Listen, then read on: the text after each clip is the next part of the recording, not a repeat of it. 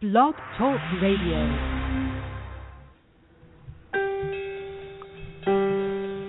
Welcome to the Willie Lawson Show here on Blog Talk Radio. This is a show that changes your mind so you can change your community for the better.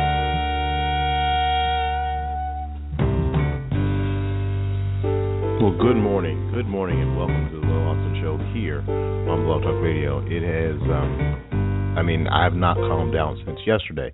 Yesterday, Brandon Darby was my guest, and if you haven't heard that show, then you need to. It was the hour of power. It was the hour of looking at things a little differently and seeing things that maybe you had not seen before. Sort of looking behind the curtain as to some of the things that happened that maybe you don't know about, and maybe even giving you a better view or look on how people see the liberal movement and how there is truly a behind the scenes structure that controls a lot of what we see. Even the people who are involved don't even see it, don't even know about it. How organization of some of these leftists, how important the organization of these entities are, and how insidious they are, and how well funded they are. So it was a pleasure talking to Brandon Darby yesterday. Today, we're going to talk to somebody I think I met last week at Right Online, Robert Stacy McCain, and I find that Robert Stacy McCain is incredibly interesting. Robert Stacy McCain started writing at let's see here, and I have the episode info here. Hang on a second. From 1997 to 2008, he was a writer and editor for the Washington Times. But in March of 2008, he decided to launch his individual blog called the Other McCain, because who was running in 2008? That was John. I find it interesting that he started his independent blog in March 2008, the very same month that we started the Willie Lawson Show here on Blog Talk Radio. He launched his individual blog, the Other McCain. The original Blogspot site recorded more than 1 million total visits in its first year of full-time operation, and eclipsed the 3 million visit mark in November of 2009. Now, for those of you who are into blogging, who understand, Blogspot sites for free, sort of clunky, but to get 1 million total visits is truly amazing. He was joined by co-blogger Smitty in 2009, and on January 1st, 2010, the site debuted in a new WordPress format. WordPress was new. Not everybody was using it. Nobody really understood it. It was new, and it was sort of getting its feet back in 2010. The site debuted in a new WordPress format in November of 2010. The site reached the 5 million visit milestone.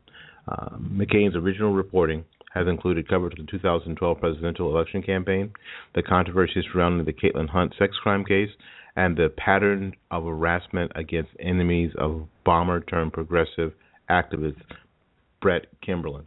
A native of Atlanta and a graduate of Jacksonville State University in Alabama, McCain was awarded the George Washington Medal of Freedom Foundation at Valley Forge in 1996 for a series of columns in the Rome, Georgia News-Tribune about the national standards for U.S. history.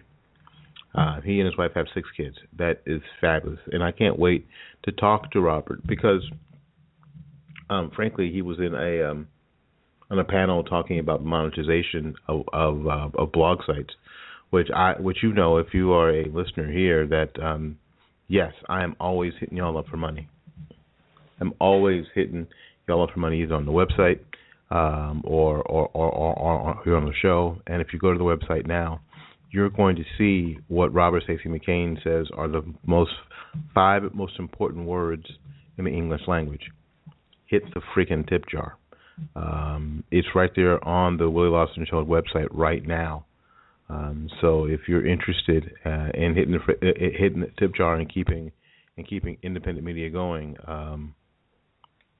please go ahead and do that. So, listen, tell your friends. We're about to get started. About to bring on Robert Stacy McCain here in a little bit.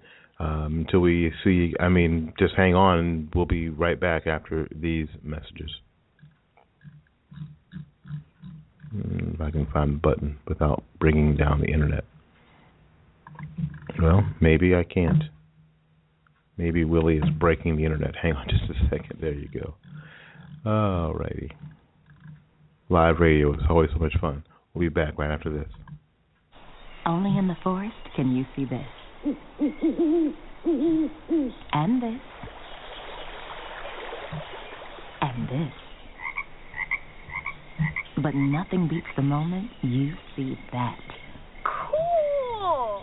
That's your child's eyes opening up to a world of possibilities. I didn't know it could do that! Because one trip to the forest can spark a world of difference. There are some moments only the forest can inspire.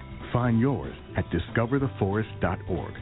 Learn about forests near you and discover cool things to do when you go, like hiking, canoeing, fishing, or camping. Or create your own adventure with family and friends, and you might just see this. Your moment's out there. Find it at discovertheforest.org. That's discovertheforest.org. Brought to you by the U.S. Forest Service and the Ad Council. It's 6:42 p.m. Time for Steve Plotto and his son Dylan to do the dishes. They talk about everything from the yuckiness of girls to the awesomeness of his soccer team. Sometimes they don't talk at all. Hey! The dreaded splash fight. It's Dad O'Clock, and it's the best time of the day because the smallest moments can have the biggest impact on a child's life. Take time to be a dad today. Call 877-4DAD-411 or visit fatherhood.gov. Brought to you by the U.S. Department of Health and Human Services and the Ad Council. Hey, parents of children with asthma, here's another hit from the Breathe Easies. Come on and clean up the mold. Clean up the mold. Mold can trigger asthma in kids young and old. Come on and clean up the mold. Clean up the mold in your house. This song may be fun, but childhood asthma is not. Preventing asthma attacks can be as simple as cleaning up the mold and mildew in your house. For more Breathe Easy tips to help stop asthma attacks, go to noattacks.org, brought to you by the EPA and the Ad Council. Getting your child home safely Tap your views together 3 times. is just a click away. There's no place like home. But making sure your child is in the right seat is just one of the steps down the road to safer travel. I don't know how it works. Find the right seat for your little one's age and size. There's no better way to get home safely. Know for sure that your child is in the right seat. How can I ever thank you enough? Get all the facts at safercar.gov/the right seat. Brought to you by the National Highway Traffic Safety Administration and the Ad Council. Hey, parents of children with asthma, here's the Breathe Easies with another one of your favorite hits. Don't smoke in the house. Don't smoke in the house. Don't smoke around the kids in the house. Don't smoke in the car. Don't smoke in the house. Don't break my heart with your secondhand smoke in the kids. It can trigger the asthma. Preventing asthma attacks can be as simple as making your home and car smoke-free zones. For more Breathe Easy tips to help stop asthma attacks, go to noattacks.org or just keep listening. Vacuum up the floor.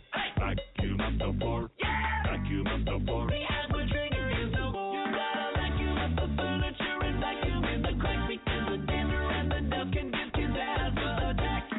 Simple steps can help your kids breathe easier. Vacuum up the floor to keep your house free of dust, dander, and dust mites. For more Breathe Easy tips to help stop asthma attacks, go to noattacks.org. Brought to you by the EPA and the Ad Council.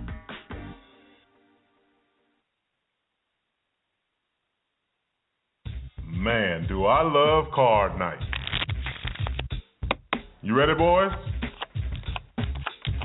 You got a king? Go, fish dad! Oh, come on. This is WWE superstar Titus O'Neil. The smallest moments can have the biggest impact on a child's life. Take time to be a dad today. Learn more at 877-4DAD-411 or visit fatherhood.gov. Brought to you by the U.S. Department of Health and Human Services and the Ad Council.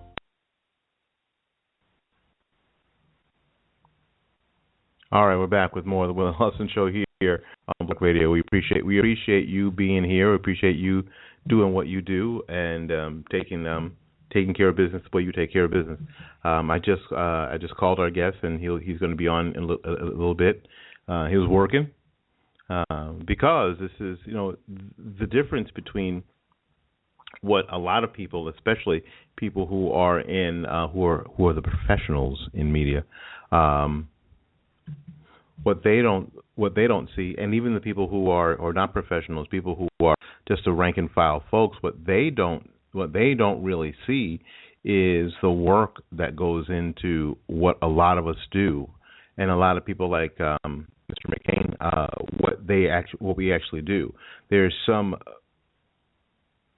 false narrative that people who blog, or people who are sitting in their mom's basement somewhere, and they blog in between playing video games. The fact of the matter is that life has changed a little bit, and now it is. I think it's probably blogs that are pushing narratives more so than the mainstream media that is completely and totally untrustworthy at this point.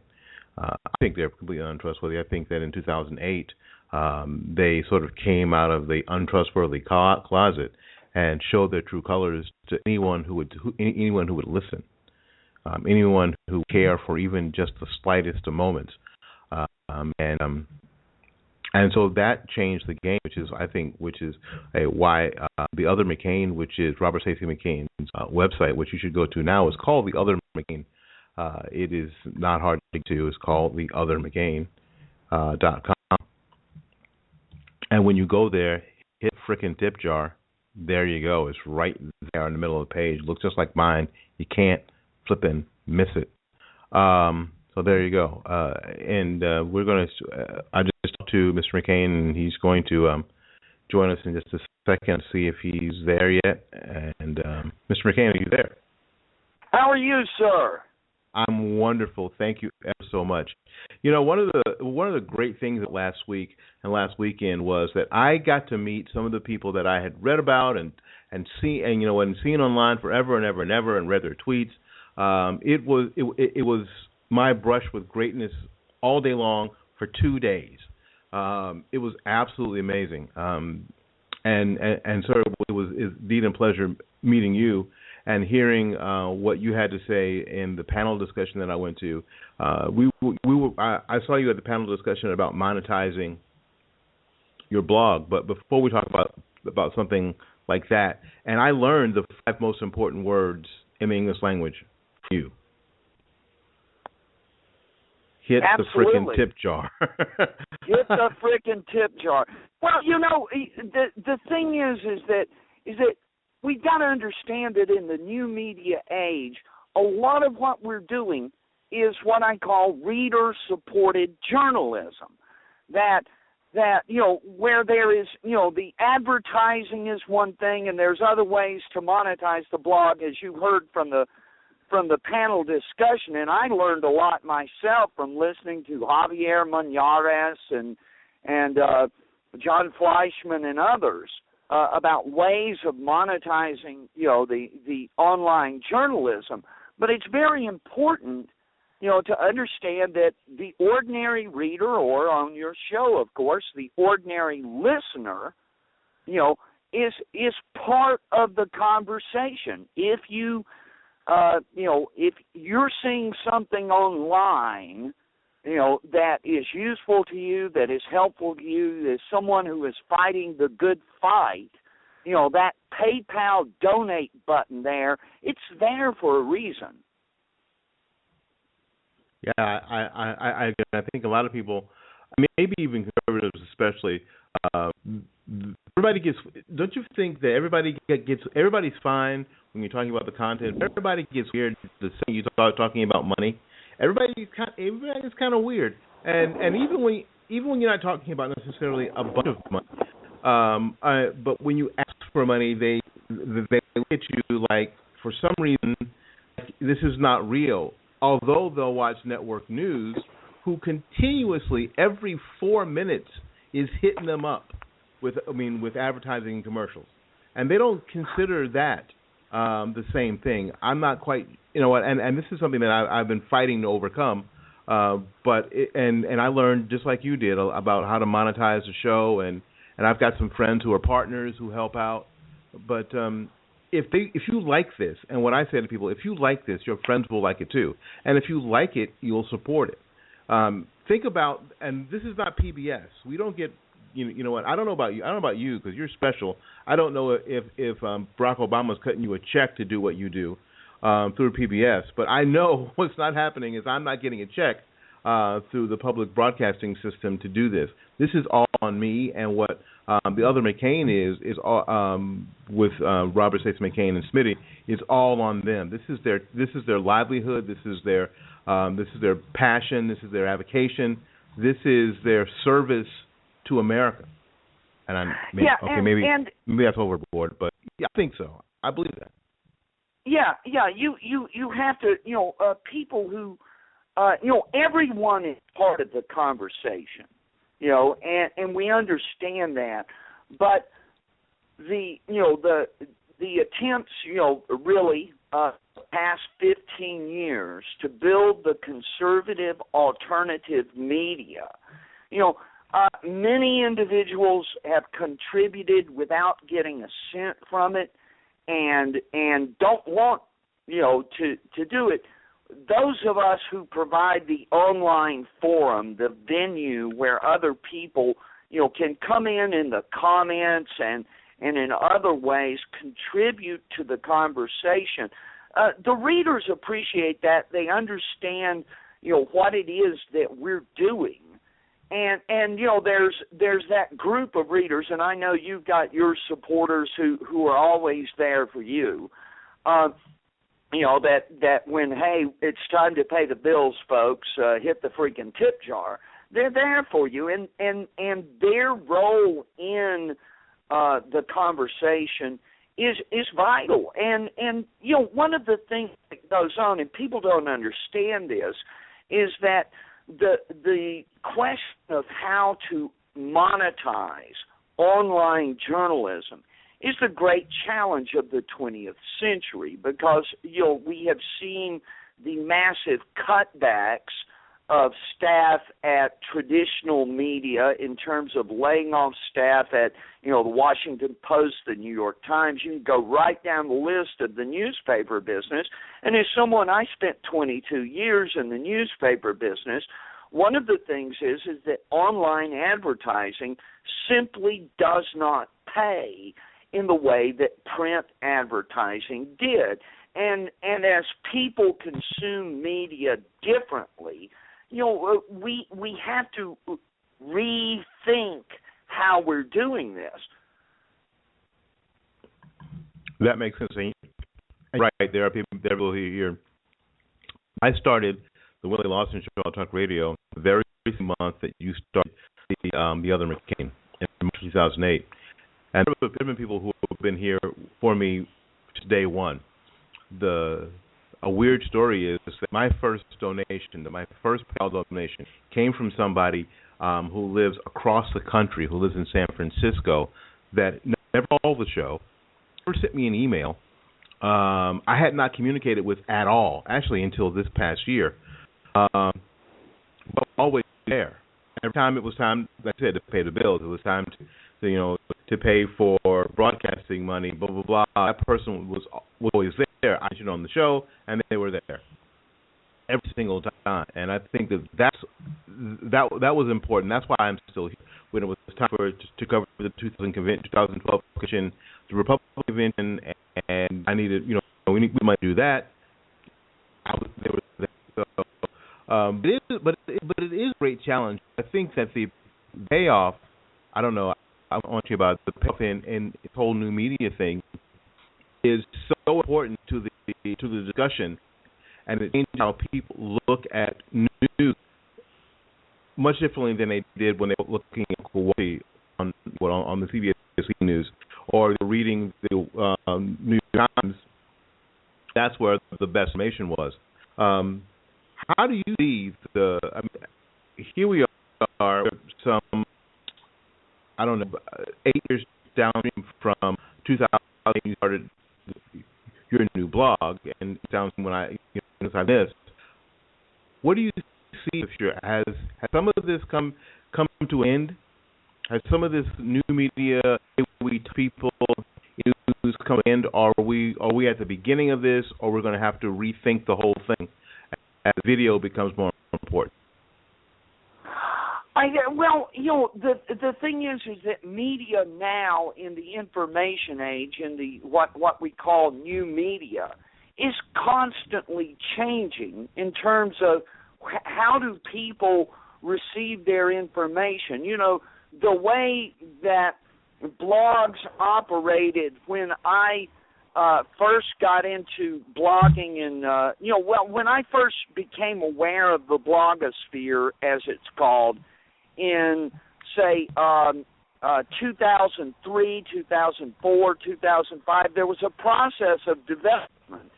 And the question of developing credibility and developing the financial resources to do this. You know, you mentioned that we were together at the Right Online conference, sponsored by the Americans for Prosperity, and they have done tremendous work in terms of making resources available to those, who are contributing to the conversation. And so yes, the people are beginning to understand that, what you're getting on your Facebook feed, can be as important as what you're getting off of, the CBS Nightly News.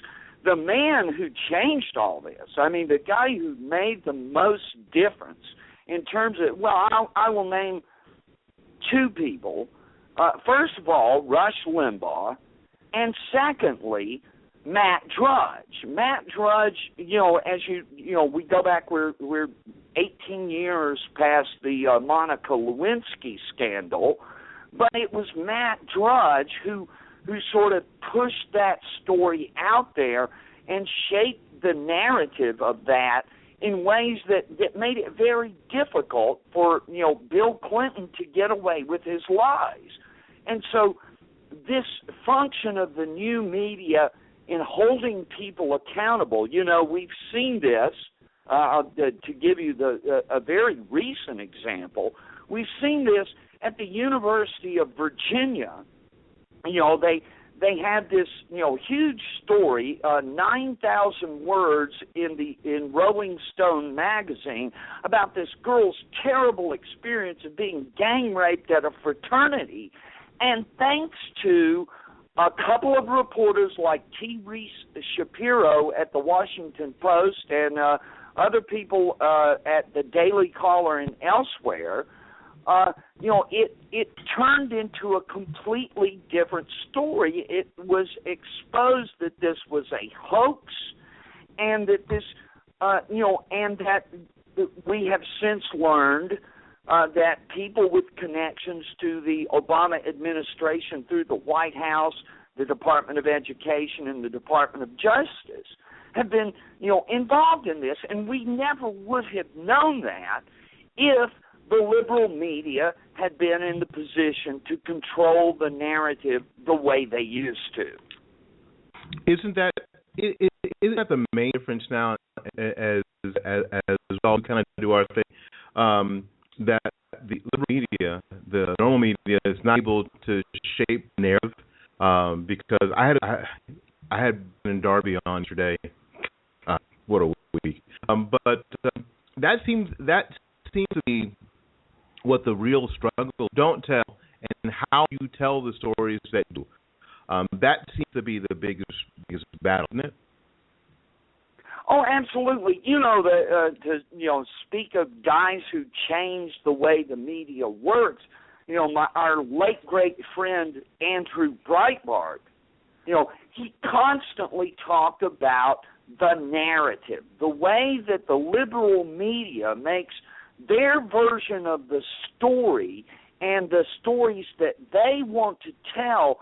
They're able to push these things out there and control those narratives, and so that so much of what we do in the new media is about is about challenging those narratives. What does this story mean? What think about Benghazi, for example. In other words, is that a scandal or not? Okay, and if it is a scandal, why? Look at what happened with Pamela Geller down in Texas. You have these people running around saying that here's this woman who was attacked by terrorists, and there are people in the media trying to say it was her fault. And what the question is, what does this tell us about the media's prejudice? And once you become aware that they have a certain set of prejudices, and that there's a certain thing that they want you to believe, then, you start questioning their motives. You start reading their stories in a critical way. When you turn on the nightly news, when you turn on CNN, when you listen to NPR or some other liberal outlet, you read those stories in a critical way so that you're asking yourself, is this true? Is this really how it is? And once you develop that critical sense, that skepticism, is it really the way they're telling me? Is there another side to this story that's being left out? At that point, you, the media consumer, begin to sort of mentally edit, your news consumption so that you become your own editor.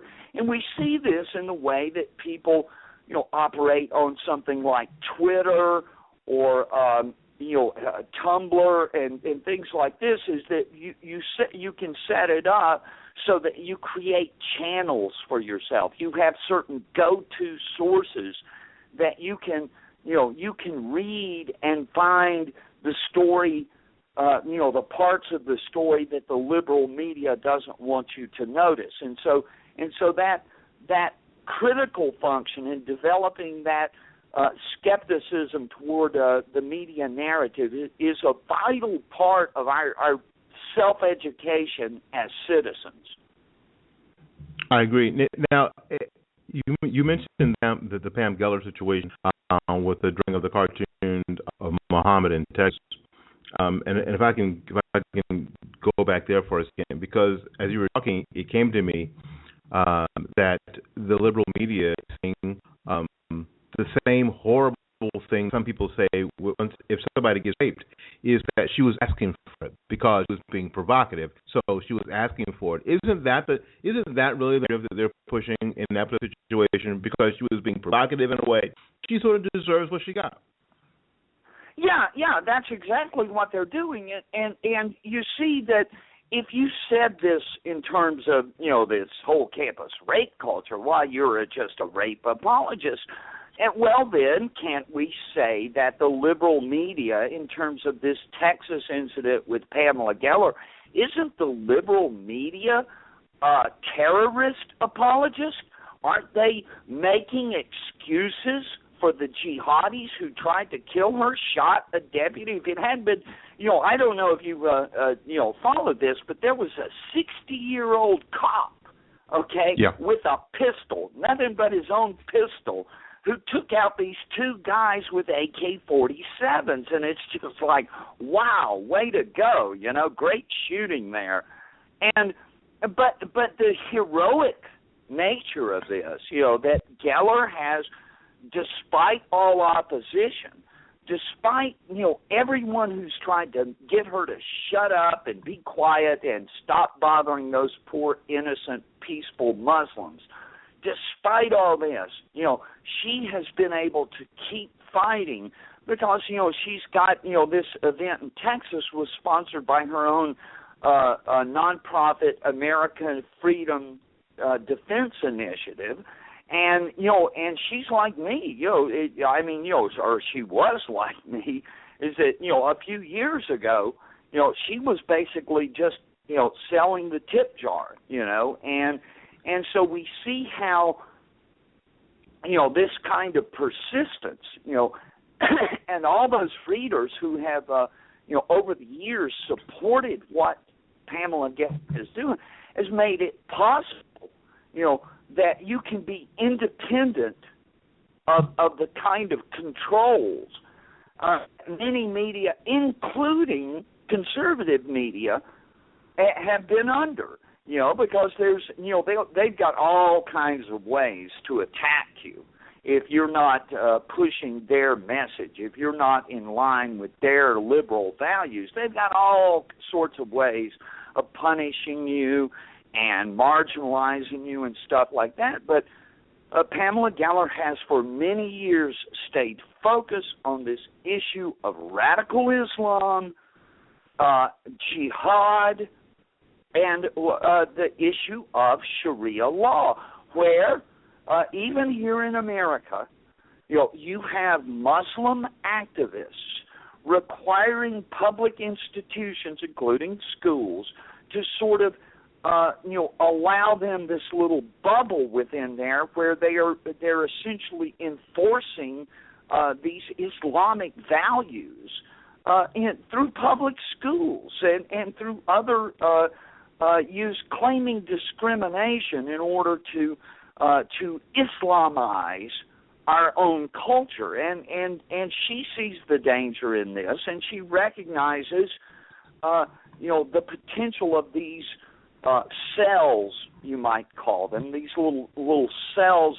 of radical Islamic preaching and so forth like that. That every once in a while you're going to see it, that someone who's attending a mosque or whatever is going to give in to that sort of temptation to strike the infidel. Well, and this is where people are accusing her of Islamophobia, right? It's because she points out, as has Richard Spencer, that this is justified within this is actually justified within the Quran and other Islamic teachings. So this is along with the Quran and the teachings of the Hadith, and I mean you don't really have to be a scholar, Mr. McCain. All you do is look at what's happened in Europe and what continues to happen in Europe. They are. I used to think that they were years ahead of us in the Islamization of other societies, but it seems like they're really much ahead of us now at this point. So what Pamela Geller has been saying for years, and what Robert Spencer has been saying for years, is true. It's not necessarily or this Islamophobia that they call it, that's supposed to make her marginalize her and make her a little racist. It's not that at all. All she's doing, all seems to be, and if you can correct me if I'm wrong, all she seems to be doing is looking at the example that's already set before us in Europe and saying this is happening right here. This is not just happening over there, and this is how it started there. Because nobody wants to be seen as a racist. Nobody wants to be seen as a hater. So we'll allow these things to sort of belong. Oh, absolutely. I wish that Catholics would do the same thing. I wish Catholics would say, no. Here's what we're going to do at the public school. We're going to have the priest come in and sprinkle holy water and incense down every hallway for every major test. Because we think it'll be good for the kids. And we'll set a confession booth in the principal's office for kids instead of suspending them. It'll be good for them. Oh yes. And what we see often, from the liberal media is what Thomas Sowell, among others, have talked about as the culture defense, right? In other words, this is part of their culture and stuff like. As if Americans don't have any culture, you see. We have no culture that we're trying to defend in terms of a culture that is consistent with our basic small d Democrat values, in terms of how do we preserve a society of independence, a society where we don't have to rely on government. What are the values within that? Well, as soon as you start talking about American values in modern America.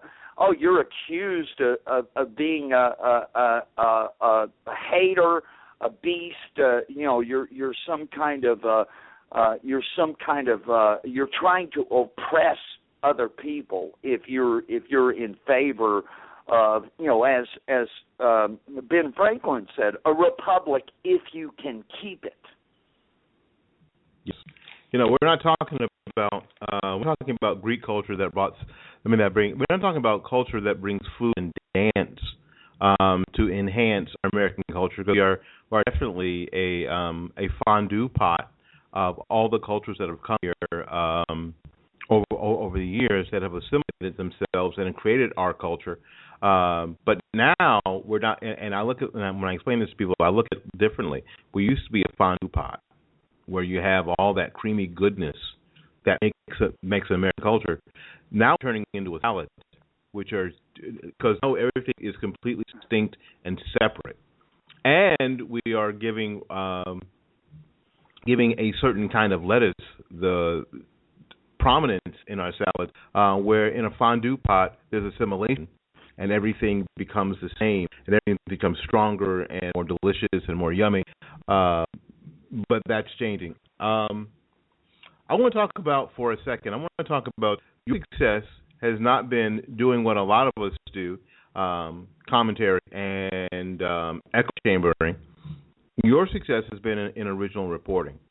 For those that are listening who do what I do and want to do what you do, tell us the importance of original reporting and how to get started or where to get started, because everybody I think wants to break the next great story. They don't know how. Tell us the importance of original reporting and blogging. Well, I let me start with this. Okay, let me start by saying is that people have this sense of a separation between journalists and themselves. Okay, that journalists are those people over there who are doing what we see on TV. Okay, that journalists are doing something that they're a separate class of people from ourselves, and so that journalism becomes whatever someone who calls themselves a journalist does, and that we're not doing the same thing. Okay, and it's much easier to engage in commentary, to share your opinion, or to, as you say, echo chamber the opinions of others than it is, to go out and do original reporting. And the important thing to understand is that there is a lot of news out there that could be reported that isn't. In other words, especially at the local level, and you mentioned our panel at Right Online, Javier Muñoz has become the most influential blogger in Florida. And John Fleischman is, without question, the most influential blogger in California in terms of politics. And so this kind of, understanding that you begin where you are, okay, wherever you are, look for the news there. When I was covering the 2012 presidential campaign, one of the, some of the people that I reached out to, guys like Steve Deese in Iowa, and Granite Grock in New Hampshire, is that especially if you're in one of those states like Iowa, New Hampshire, South Carolina, Florida, that are always part of that early primary scene, if you're on the ground there, you can do reporting that matters. In North Carolina, the lady that I was talking to at Right Online, she has got in there on that Common Core fight in North Carolina, and she has become, just dug down on that story and reported it, and goes to the state capitol and covers hearings and covers protests. She goes to school board meetings and things like that. And so that she has become a feared enemy of the left in North Carolina. And so that you've got to figure out what can you do in terms of value added. Okay, if you're going to do reporting, there's a way to do reporting. Okay, and the key is, first of all, stick to the facts.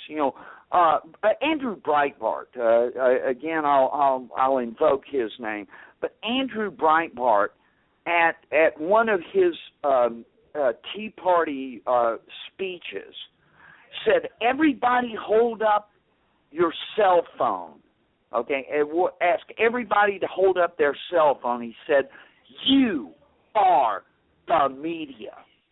In other words, put the camera on them. Wherever you are, and whatever's happening, a school board meeting, a political rally, a car accident, anybody can become the media. You've got the tool right there in your hand. Your cell phone, your video camera, your own two eyes, your ability to take down notes. What did someone just say? One of the things that I keep telling people, I said, please transcribe that video. I've often put $25 or $50 into someone's pocket. I said, here's this YouTube video. Transcribe it for me.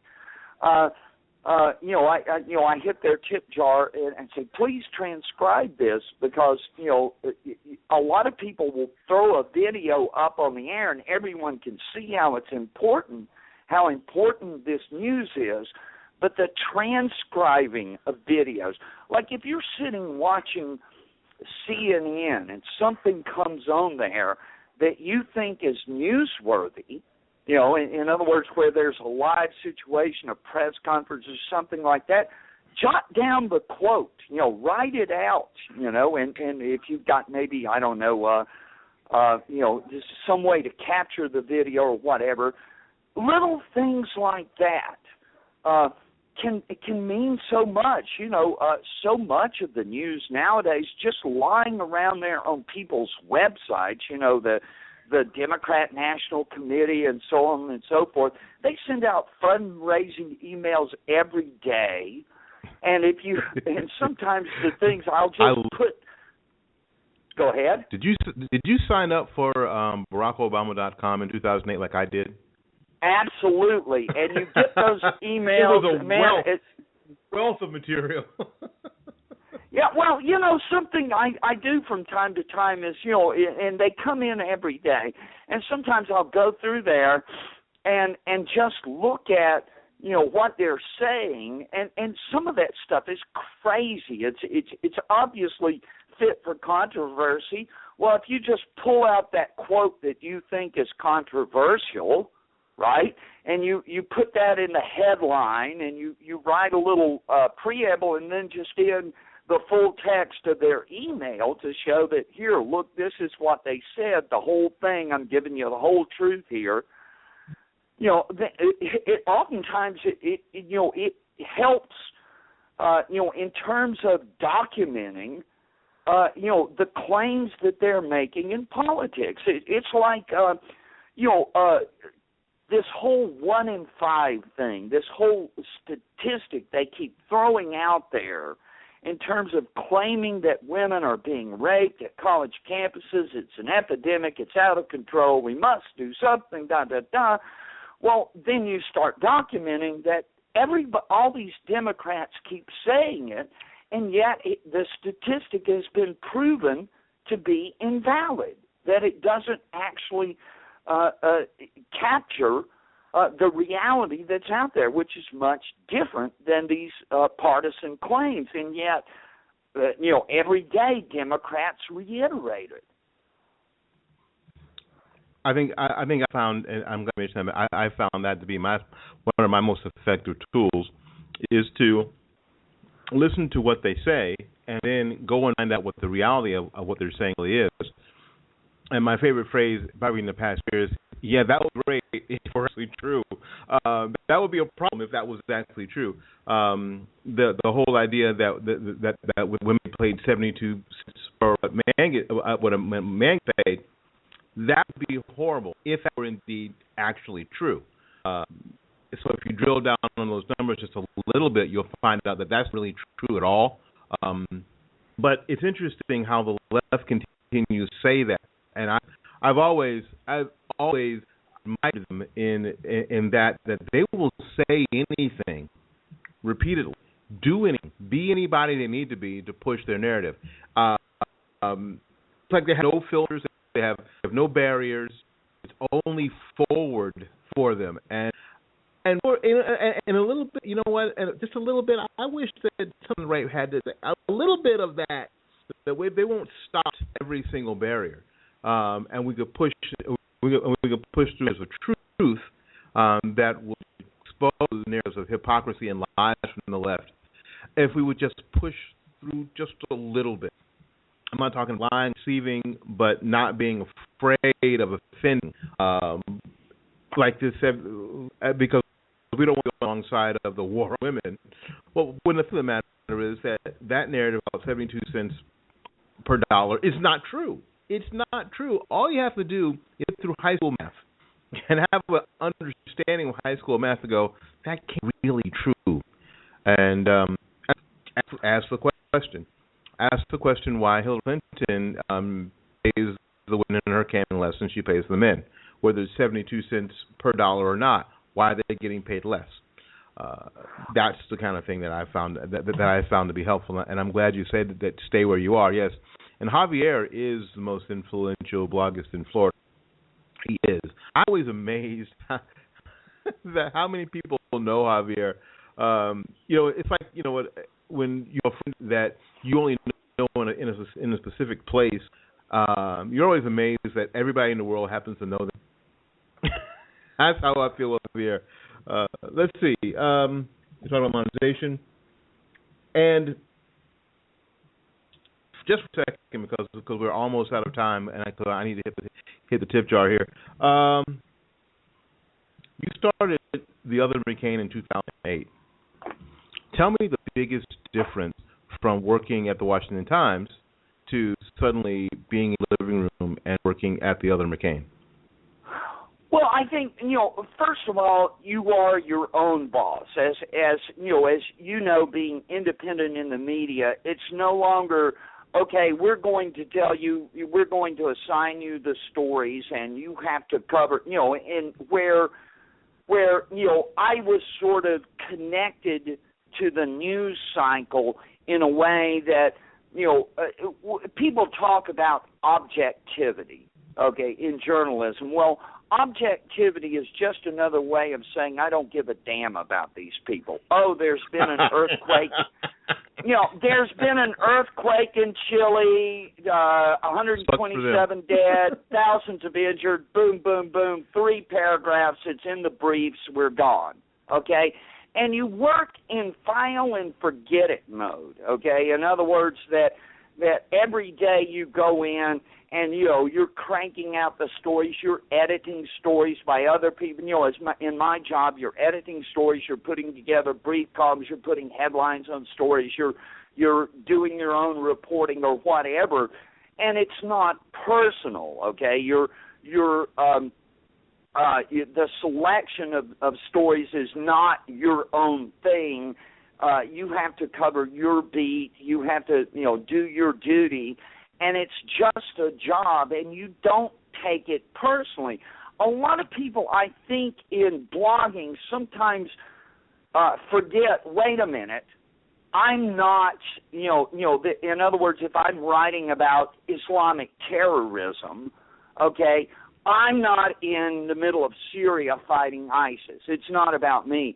Or, this situation that you sometimes get, like the George Zimmerman thing or the Ferguson thing, to where people, it's on the cable news 24/7. That every hour they update the Baltimore riots, the Baltimore riots, the Baltimore riots, and people get this sort of obsessed personal investment in a story like that, and they'll follow it. I remember the O.J. Simpson story, and people just blur the line between themselves and their own feelings and the news they're actually covering. Now, I'm a very passionate person, and I can, when I dig down on a story, I care deeply about that story. But at some point, you have to be able to step back and say, wait a minute, I am too emotionally invested in this. And so one of the things as an independent blogger is you have to be able to, step back and say, wait a minute, am I keeping the proper perspective on what I'm doing? Am I being irrational here? So I think having to check that, and of course, the money situation, it's up and down, it's up and down, it's up and down, down, down, down. Oh no, up, up, up, down, down, down. And so the fighting, the dollar battle is often a big part of it. That sounds like what's going on here. That's exactly right. Well, Mr. McCain, I appreciate you coming on today. It was again. This is my Tuesday brush with greatness, because frankly, you're doing something that a lot of people want to do, and you're doing it not just a little bit. You're doing it at a very high level. Folks, if you want to know more about Robert Stacy McCain, go to theothermccain.com, theothermccain.com, and we'll mention this website a lot in the coming days, because this is a great place to find really well written, well thought out information and news about what's going on in the conservative world. Right now, the lead story on the Other McCain is Drama Hunt winner will be added to the Southern Party Leadership Hate List. That's an interesting conversation that you want to be involved in. But as you go there and as you make sure that it's made to you that this sort of thing is able to continue, is able to expand.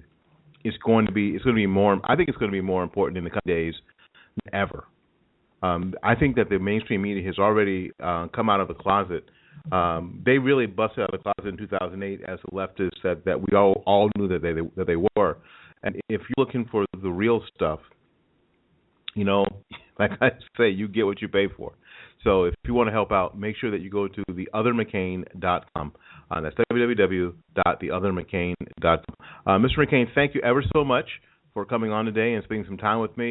And again, you have opened my eyes to things that I could have not ever possibly seen on my own, and I appreciate it, and I thank you for it. Thank you very much for having me on, Mr. Lawson. It's my honor. All right, have a fantastic rest of the afternoon, and I hope to talk to you later. All right. All right. Thank you ever so much for coming. That was Robert Stacy McCain of theothermccain.com. Somebody I met at Right Online, and is, as you can tell, is fantastic. It's fantastic. I want to get people on who are really doing this, who really understand what we're up against in this country, and have made a lifestyle of letting you know. And if I can't do anything else for Mr. McCain, is tell you that it's important that you get to his website. I mean, him being on the show was just a blessing to me. However, a blessing to him would be that if you would go to theothermccain.com and that you would hit the tip jar and that you would comment and tell them, hey, listen, I heard you on the Willie Lawson show, and I just had to come and subscribe to you. I think that's how we can help people, and that's how we continue to help ourselves. A lot of times we are, I hear all the time saying, I don't know what we're going to do. The media is blah blah blah blah blah blah. And there are alternatives that have been around for a long time. I love what Mr. McCain said about a lot of us, you people like me, who see or are being made to see that the false narrative of, these people here, they went to journalism school I may work for WXYZ TV are the real journalists, or they work for WMNF or ABC Radio. They're the real journalists. The rest of you are just rank amateurs who are just playing at this, hobbyists. And the fact of the matter is that's not true. That any of us who can put together a sentence, any of us that can copy and paste, any of us that can pull out a quote and share it, in truth, are important. All right, so we're going to take a little break. We'll be back with more of the Will Lawson Show right after these messages. 1.5 billion smartphones are waiting for content. Currently, 159 million Americans listen to online radio. Yes, podcasting is here to stay. However, podcasting is more than just sticking a microphone in front of you and talking. Our program, Podcasting for Beginners, will start you with all of the right moves to create a look, feel, and experience that your listeners will not soon forget. Create authority in your industry and connect with new customers with a professional podcast. Isn't that what you want? Join us at Podcasting by Professionals. Our 5-hour program is an easy-to-follow, step-by-step instructional to help you avoid the mistakes that can keep you in a holding pattern for months, even years. Early bird pricing available now at podcastingbyprofessionals.com. Join us and get your name in the game. We're reaching millions.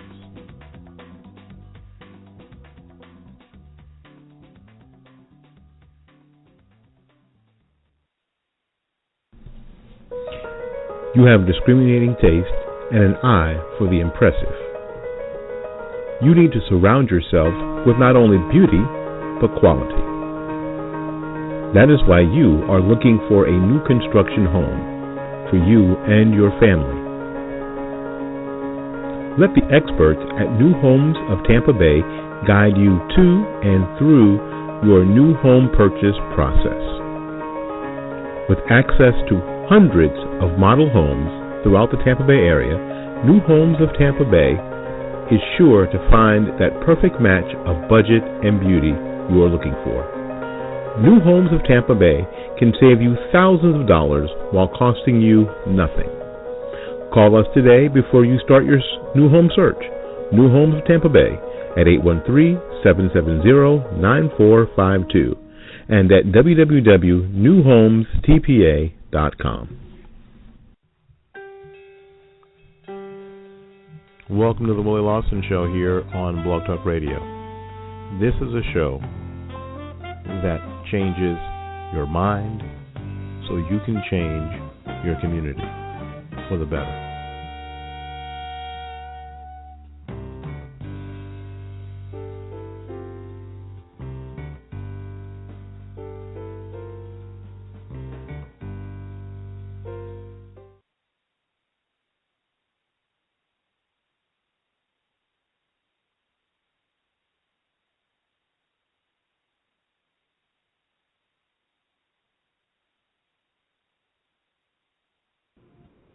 Oh, thanks for coming to the Will Lawson Show again.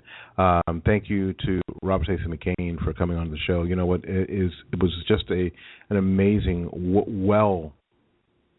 bottomless well of wisdom that we can all be informed by. That's one level, but also be encouraged by. You know, but that's part of the equation, frankly, that a lot of us don't get, because we get the narrative that we are less than we are, that we're not doing what we think we're doing, and it's always great to hear that we indeed are an important piece of the puzzle moving forward, in this country forward. All right, we got to get out of here. Until we see you again, go out there and learn and love somebody, and for goodness sakes, take care of yourself. Sonny Johnson tomorrow. Bye-bye now.